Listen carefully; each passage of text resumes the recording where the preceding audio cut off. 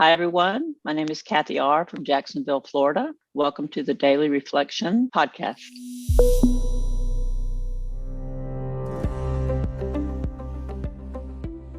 And I tell when I work with other sponsees, I'm like, if you don't give back, this program ends. This program is about paying forward. It's like I tell my sponsees, someone wants you to do service work, the word is yes. It's better to not overcommit than to say you can do something and not follow through. Because follow through is so important. I can always tell what kind of a program someone has by their follow through. Also, another thing I didn't try to do is become authentic, but that kind of happens to you. Welcome to the Daily Reflection Podcast with your hosts Michael L. and Lee M. This is a show where we provide experience, strength, and hope through interviews with members of the recovery community. The show is not affiliated with any 12-step or recovery program, although you may hear them mentioned throughout the course of an interview. On today's show, Kathy R. from Jacksonville Beach, Florida. Before we get to the show, a favor. Can I ask you to give us a rating if you're on a podcast app like Apple Podcasts or Audible.com or Spotify? You have the ability to provide a rating. And what that's going to do is it's going to give us feedback and let us know what you like, but it's also going to increase our impact. Help us be found by more listeners. Would greatly appreciate that. We hope you enjoy this episode. Hey, good morning, Lee. How are you? Good morning. I'm great. How are you this morning? Fantastic. Just a great day in April. What's going on today? Who's in the studio? So today is April 2nd, and we've got my new friend, Kathy R. And I know you remember Cece B, who's been on the show a couple of times, actually. We haven't released her second episode yet. And her sponsor is Missy G, who was on at the end of March. So we've got a nice family tree going here. So excited to have Kathy in the studio with us. And she's going to be talking about today's daily reflection, which is character building. Fantastic. I love this reflection. Kathy, welcome to the show. It's great to have you on the podcast. Thank you. It's good to be here. Well, we start the show with the guest reading the daily reflection for today. Kathy, would you help us get started and read? Absolutely. April 2nd, character building. Demands made upon other people for too much attention, protection, and love can only invite domination or revulsion. And that's 12 Steps and 12 Traditions, page 44. When I uncovered my need for approval in the fourth step, I didn't think it should rank as a character defect.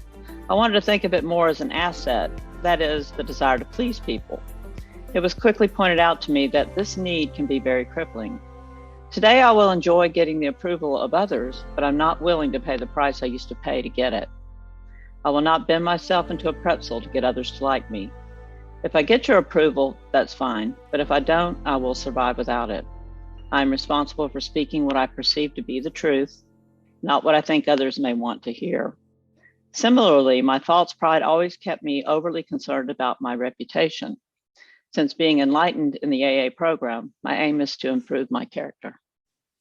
Wow, I love that. Thanks for reading. Before we get started, Kathy, what's your sobriety date? My sobriety date is December 7th, 1998. Wow, okay. So as you read this, as I read this, so much comes to mind. I'm curious what comes to mind for you first. How does this resonate for you? Well, a couple of things that hit me just now is about my reputation. Before I got here, I really didn't have a reputation except for a bad one. But I think the biggest thing for me that resonates about the character building and about this particular reading is about the people pleasing. I didn't even know I was a people pleaser, like I said, till I started working the steps. I would be in resentments all the time. And I never realized it was because of people pleasing. I would do all these things to make others happy, but in the long run, make myself unhappy. So to my own detriment, I was a queen of people pleasing. And I learned through the years after working the steps in certain situations where finally the light bulb came on and I learned boundaries and I learned I'm not much of a people pleaser anymore. I have a couple of examples, really. I was thinking about this main one. I was in a relationship early in sobriety, after you get that year, you want to get in a relationship. So I did it like a year and a day. And, there was a lot of growing up in that particular relationship. I was in it for 7 years. And my partner wanted to buy a camper and suggested that I put the camper in my name. So I was like, okay, I can do this. So, of course, I didn't really feel comfortable signing on the bottom line for this, but I did it anyway because I wanted to people please. Well, needless to say, that relationship did not last. So I ended up with a camper and nothing to pull it with. So basically, I had to put this camper in my new home in my garage. And every time I would open up the garage door, I would go, people pleaser, people pleaser. And I can tell you that cured me, because I ended up selling that camper for a lot less than I paid for it. And it just finally got my attention that I'm not going to do this anymore. That's a great story. And nothing like a giant reminder every time you open the door about your character defects. But I'm curious about how you went through the process of uncovering the character defects and then beginning to work on them. You know, you get in a lot of pain when you go through things like that. And financially, you know, I had cleaned up all my finances when I got sober. And now I found myself back in the same place. Just because the alcohol was gone, the character defects still existed. So I had gotten myself back in the same situation, and I was sober. So it got my attention, and I decided at that point that I was going to live authentically, honestly for myself, not put myself in those situations as much as possible. I can relate to that. You know, I think the people pleasing, especially when it comes to relationships, can get us into financial trouble. And then one of the gifts of sobriety is to be able to grow up and take responsibility and then start taking right action. And it's amazing how we can get out of it, like little by little, by just working the steps. And it's a beautiful thing that no matter how far down the path we've gone, we can always improve. So what was your life like before you got into AA? What made you so willing to look at life a new way? Well, I would say I got off at a very low bottom. It's really interesting. A lot of things happened. I mean, I went through the DUIs. I was involved in a hit and run. I had a lot of bad things happen. I was evicted from my residence. You know, I had a car that was, where they come and pick it up because you don't pay your bills. I was really financially very unstable. And it wasn't that I didn't have the money. I just, was very irresponsible. I would say that would be the biggest character defect I had coming in here. So all of those things did not make me want to get sober. I just dealt with it and came up with a way to deal with everything that happened to me, which was crazy and dramatic, but I always landed on my feet. And it actually, what finally took me down was I was yet another relationship and, drinking. So the relationships are what brought me down to my bottom. But this particular relationship, it wasn't even really that serious of a relationship. But I remember, how we drink and dial. I remember I was drinking and dialing. And, you're calling this person that doesn't want to be with you anymore. And you're convincing them by drinking and dialing that they really don't want to be with you anymore. But you don't realize that. But all of a sudden, a light went on. And I thought, oh my gosh, I've been here before. This does not work. After that phone conversation was over, I had 2 bottles of Vendage wine, the cheapest, biggest wine you could get. And I finished those off. And before I went to bed that night, I hit my knees and I said, I can't do this anymore. And I didn't really even know what that meant. And the next day I woke up and I called Alcoholics Anonymous, and I knew where it was because I'd visited. I called it antiquing. I used to visit it on occasion. And they said, you're a newcomer, there's a 6 o'clock meeting, a newcomer meeting tonight. And I thought, oh my gosh, I have to wait till 6 o'clock for this meeting. And I literally, was crawling out of my skin all day long. I mean, I didn't realize you could just go to a meeting. I thought you had to go to a newcomer meeting, trying to follow the rules. So when I went to that, I finally went to that meeting. And I just cried the whole time. And then after that meeting, they said, oh, there's another meeting. And I was like, oh, thank God. So I went to the next meeting. And after that, I was like, well, when's the next meeting? And they're like, there's no more meetings tonight, but you can come back tomorrow. I was like terrified. But I was so exhausted from not drinking all day that probably had the best night of sleep I'd had in years. They were all like, oh, pick up a white chip, pick up a white chip. And I didn't really know what that meant. And I went and picked up that white chip, and by the grace of God, it's the only white chip I've ever picked up. But I had to really finish my business out there before I was able to walk in there and surrender. So often we see folks that are struggling, they need to experience quite a bit of pain. But tell me about that prayer the night before you went to AA and your conception of a higher power. Is this something that you've always felt strongly about, or did that develop as you began to get into recovery? I would say it developed. I've always believed in God. I grew up in a Catholic religion that when my parents divorced, they shunned our family. So I had some mixed views on Catholicism versus, religion. So when I started finding a more spiritual approach, and I really did feel like the people in the rooms were, just God and skin. And I really learned a lot about my spirituality, really in Alcoholics Anonymous. And I have actually gone to churches here and there over the years, and I've just never really, it's just not resonated for me. I think it was Glennon Doyle who said, I don't need a mediator between me and God. And that's kind of how I feel. I want to ask you in the reflection, it says, today I still enjoy getting the approval of others, but I'm not willing to pay the price I used to pay to get it. I won't bend myself into a pretzel to get others to like me. If I get your approval, that's fine. But if I don't, I will survive without it. And it makes me feel like that's describing a level of confidence and a level of self-love that we didn't have, out there maybe when we first got in. So how do you feel about yourself and the way that you connect to the world today? Well, it's interesting because back to relationships, my last relationship started off with a bang. We were together for 7 years, and I felt, the other person withdrawing, and it just, when someone withdraws, it's just like the beginning of that, where you just feel needier and needier and needier. And instead of doing that, this time I said, you know what, I need to walk away from this relationship. I don't feel good about myself anymore. And so I had found myself and felt with confidence and felt good. And then I ended up in this relationship where I'm just going back down that road. So, I said, this is over. I can't do this anymore, because I really felt like I loved myself more than I loved that person. And I really did love the person. So that was very difficult, but it was freeing for me because I knew that I was taking care of myself, which is what I've learned in this program, is to take care of myself and stop putting other people's feelings above my own, which is that typical codependence that we have. So prevalent in the rooms and in recovery in general, that feeling of people pleasing, and and I can relate as well.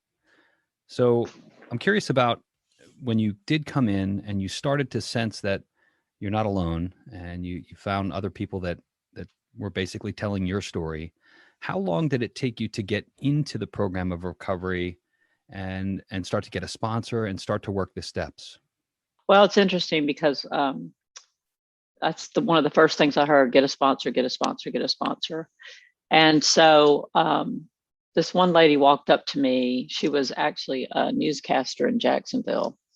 She came up to me and she had a year. And I thought, okay, good. That's all I really want. I want a year and I want to go, because I didn't understand anything. So I was like, okay, this works for me. So I met with her, we had coffee, and I just purged. When you're new, you just let them have it. Well, she never returned my calls after that day. And I always tell people, if I wasn't ready, I would have left the rooms that day, but I was ready. So I found another sponsor. And I actually didn't really catch on to the program. I didn't drink, and I was struggling. And 6 months in, I'm like, white knuckling it. And, of course, I'm letting everyone in the rooms know that I'm doing them a favor by being there, and that I'm miserable. And I don't understand why we're all here, except for I'm bringing myself to these meetings. And, people would just say, well, have you worked the steps? Are you working the steps? And I'm like, yeah, I'm working the step, but I really wasn't. I was dabbling, and I kept thinking, what does the steps have to do with what's going on with me? What do the steps have to do with this? And I just was so miffed by it all. And finally, I started working the steps, and little things started to happen. Like after my fifth step, I was 6 months in, I took my fifth step with my sponsor, and I left there and I was like, you know what? This stuff does not work. I mean, every time I finished a step, I was like, no, doesn't work. And about 3 or 4 days, and I was like white knuckling it before that. And about 3 or 4 days after that, I thought, you know what? I haven't even wanted a drink, and I didn't even notice it. So the program started working me. And then I started going, okay. And then when I get to 8 and 9, and I would make amends, like I made amends to, I had a long list of financial amends and other amends, but one of my best friends, I don't even know what I did the night she decided not to be my friend. And to this day, she is not my friend, but she was on the very top of the list. And I decided, I wanted to make, this is the first amends I want to make, I want to get my friend back. And so I couldn't get her on the phone. So I emailed her and I said, hey, I know I'm in the program of recovery, and I know I've done you wrong. And I know I also owe you this money, and I would like to make amends. And she said, well, let's let you pay the money back first. And then, we'll talk about the friendship later. So I started sending her a little money every month. And finally I was done. I was like, wow, that was quick. You want to go have coffee? And she's like, I really appreciate you, getting the money back to me, but I don't think so. And I once again was like, well, this doesn't work. This isn't working. And what I realized was I was trying to get the friend back, but what I got back was myself. And so I went into the amends thinking it was getting the friend back. And what I realized is that wasn't the case at all. So I've just had some pretty cool experiences. I ran into her. She actually ended up moving to Jacksonville, and I ran into her a couple of years after that in a mall.